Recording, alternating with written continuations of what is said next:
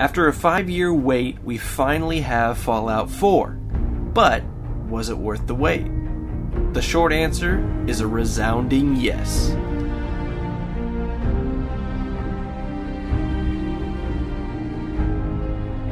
One of the most important things of any RPG is setting up your character. In previous Fallouts, you would be given a handful of points to put into different skills, and you'd be given the choice to pick a new perk. Fallout 4 condenses that system so that now you're given a choice to spend a single point per level into the following categories: strength, perception, endurance, charisma, intelligence, or luck. You can fill those categories up to 10, and that unlocks different perks at each level. If you're satisfied with your special stats, you can forego spending that point and choose to pick a perk instead. All perks are tiered, but have different level criteria in order for them to unlock, and there's no longer a level cap, so you can, if you put in enough time, unlock every perk and every rank, essentially making your character the ultimate jack of all trades. The new additions to the franchise, such as mods and settlement building, add new perks to the list, and they're all pretty well spread out among the special stats, so it'll take a lot of strategy to figure out what you want your first perks to be. This will undoubtedly challenge longtime fans to forego what they knew and adapt to a new system. That's not to say that the new perk and attribute system is completely foreign. In fact, I felt right at home after the first few levels, and actually prefer this new system mainly for the new menus. Another big overhaul went to Fallout's trademark power armor. No longer will you just equip the power armor and run around in it freely, but instead, power armor acts more like a vehicle. Like a vehicle, you enter and exit the power armor wherever it was last left. Also like a vehicle, power armor now relies on fuel in the form of fusion cores, which can be found on many lower levels in production plants. Fusion cores are not particularly easy to come by, which made using power armor a rare decision for me. All this seems like a pain, but power armor has its definite advantages. First, you'll be able to carry more loot, and loot in Fallout 4 is much more valuable than it was in previous iterations. More on that in a bit. It's also some grade A armor, keeping you in better shape for those battles with legendary enemies. But I found power armor most useful when I was having to travel to places with extremely high radiation levels, like the grotesque glowing sea. You can also mod your power armor with different pieces you find on your travels. But it's not only armor you can mod, there are hundreds of guns and armor mods. Even with the gun nut perk though, I hardly ever had the right junk to mod my weapons, and if you'd like to spend your perks and points elsewhere, there are even better guns and melee weapons out in the wild. I found things like a shotgun that only has to be reloaded when you're completely out of that specific ammo, and 10mm pistols that have increased critical strike ability. And that's one thing I have to stress. If you're overwhelmed by these new additions, they really aren't necessary.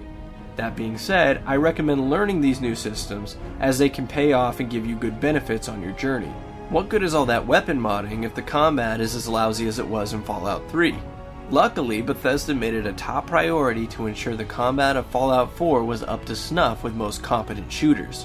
Shooting outside of the polarizing VAT system has never felt better, and it's better by a long shot.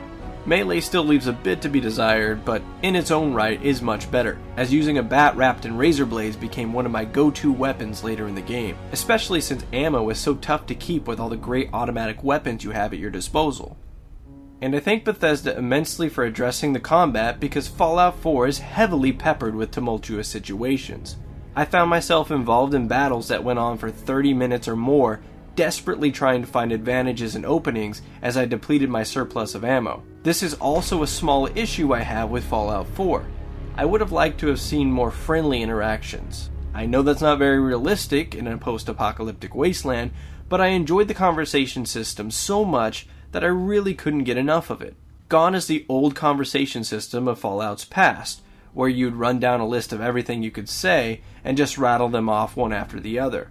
In its place is a more condensed conversation system that often only gives you one chance to select your line of dialogue before moving on to the next topic. Many fans have shown concern that this system is taking away a lot of dialogue options that we would normally get from perks, but those options are still present. What I like about the new system is the finality of your choices. It really made me think about how I responded, instead of just spamming the action button because I knew I was going to choose every option. Put simply, it's more conversational. Those exchanges are also brought to life by fully voiced protagonists, a point of contention for many fans when it was announced, as they believed it might limit the amount of interactions. While I still have a lot left to explore in Fallout 4 to judge if that concern was realized, I can say that I felt more attached to my character than ever before. However, for those of you who like to pretend that their characters have voices vastly different from the ones in the game, you'll be fairly disappointed. The main story of Fallout 4 is one of familiarity. In fact, if you're familiar with Fallout 3, you'll recognize that the main quest is built from several separate quests from that game. And while this feels like deja vu, Fallout 4 puts all these pieces together in a very satisfying way. Now, there are different ways to conquer the main story, so your mileage may vary. However, my run through the ranks of the Brotherhood of Steel as a sarcastic jerk was a fun run. And although parts dragged with fetch quests, the story mostly rolled right through in one seemingly quick 24-hour playthrough. If you get close enough to your companion by asking them what they think every now and again, you'll find yourself more and more attached to them. And when that life or death decision finally comes to a head, it'll make your heart sink. I don't want to spoil anything about the story, so I'll refrain from discussing this topic much. The bottom line is to give the story some time to grow on you. I didn't care for the first hour or two, but after reaching the much talked about Diamond City, the story really began to ramp up. And what's after the story, you ask? Well, if exploring the hundreds of points on the map doesn't suit you, perhaps Fallout 4's settlement building will. If you've ever thought like me that Fallout's world is too set in its ways, you're now allowed to put your mark all over the map.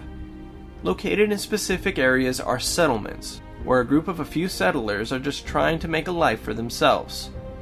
Sometimes, most of the time, these settlements will require you to help them with something, whether that be retrieving stolen property or eliminating the horde of bully raiders that have taken up in some factory a few miles away. Once you help them with their issues, you can then help them build their settlement. And when I say build, I mean actually build. Taking a page out of the Minecraft book, you're now able to take those previously useless parts you find in the waste and break them down into materials to build walls, roofs, water wells, furniture, and much more. You'll also have to plant food and defend the settlements from occasional attacks. Build the settlement up well enough and put down a signal tower, and you'll begin to recruit random settlers to your settlement. I've admittedly not done as much settlement building as I know I eventually will, but I can say with certainty that this is a great addition that will provide much more playtime for those hardcore Fallout fans both now and down the road. When it comes to graphics, Fallout 4 is very much a double-sided coin. On one side, its colorful skies and sheer scope is gorgeous. It's even breathtaking at times. On the other side, Fallout 4 is pretty ugly for a game of this era. Textures pop in and out, and are sometimes muddy to the point where you wonder if the texture file are just flat out missing or if it's glitched. Facial animations of NPCs are often lifeless, and lip syncing often doesn't match up. In fact, animations are still very reminiscent of Bethesda's old system, with bodies flopping around and even getting stuck in objects, making for some very annoying noises. Even with all that, Fallout 4 is not a bad looking game. Overall, it's a huge upgrade from Fallout 3 and New Vegas. Having played both PS4 and PC versions, I can confirm that the PC version is the better looking game. Bethesda games are notorious for their bugs and glitches. Fallout 3 had all sorts of glitches on launch that affected save data and your inventory. With New Vegas, it was unplayable at first for me due to constant crashing. Thankfully, I never ran into any major bugs in my 40 hours of combined gameplay. I had 3 total crashes, which were all on the PS4, and they never lost me much progress thanks to the outstanding new quick save function. The only other bugs I encountered were cosmetic and more funny than they were immersion breaking. Understand that your mileage may vary, and there have already been reports of major glitches in certain situations. So make sure you read up on those before you enter the wasteland. My biggest gripe with Fallout 4 so far is the frame rate. While the frame rate on both PC and PS4 dipped at times, it was far worse and far more frequent on the PlayStation 4. Most of the time, it wasn't any big deal.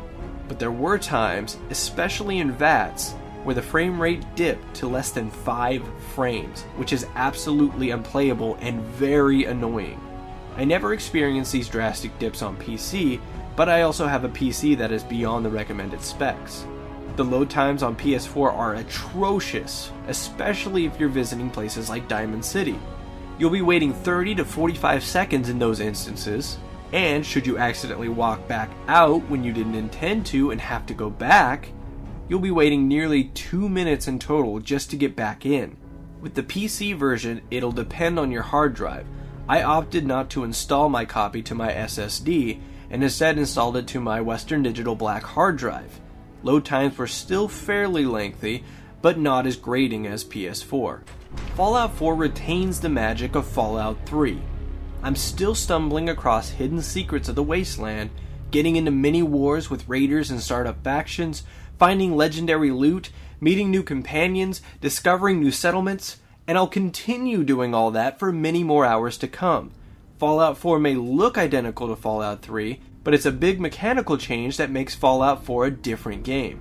And in my opinion, all those mechanical changes are for the better, even if they take some getting used to. Even small changes like being able to sort your inventory into several different categories is a huge addition. But a problem that arises with Fallout 4 is that it often doesn't tell you in an effective way all the stuff that you can do in the game. There's so many mechanics that you have to figure things out on your own. In a weird way, figuring that stuff out on your own is very rewarding, but still frustrating, knowing that you could have been doing that the whole time had you known about it.